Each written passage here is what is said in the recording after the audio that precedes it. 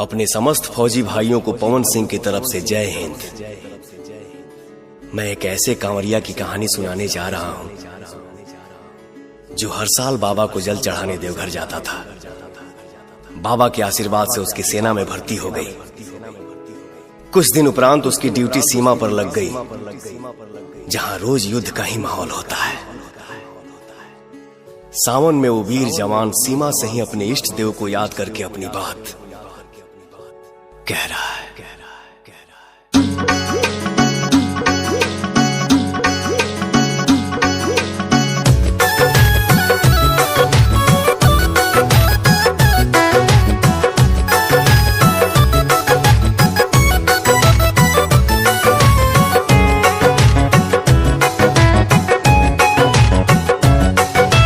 एक संदेश आज मेरे बाबा को दे आना,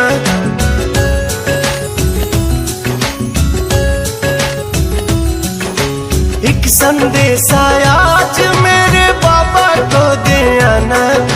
सरहद से ही शीश झुकाऊं ये उनको बतलाना। चांद मेरे जल्दी जाना, चांद मेरे जल्दी जाना, चांद मेरे जल्दी जाना, चांद मेरे जल्दी जाना।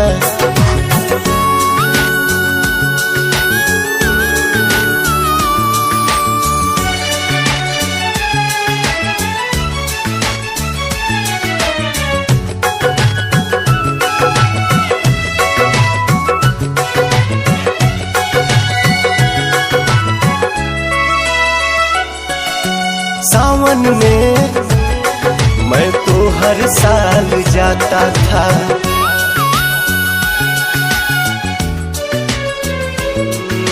सावन में मैं तो हर साल जाता था। देवघर में जल शिव को चढ़ाता था। जन्मभूमि की लाज अब तो मुझको है बचाना। हर हर बम बम नारा लाके काहल से टकराना। चांद मेरे जल्दी जाना, चांद मेरे जल्दी जाना, चांद मेरे जल्दी जाना, चांद मेरे जल्दी जाना।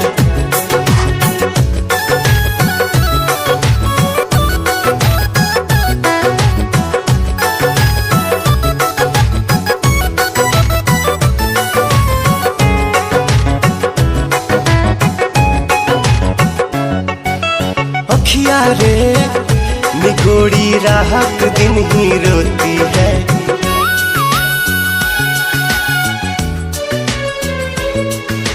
अखिया रे निगोड़ी रात दिन ही रोती है।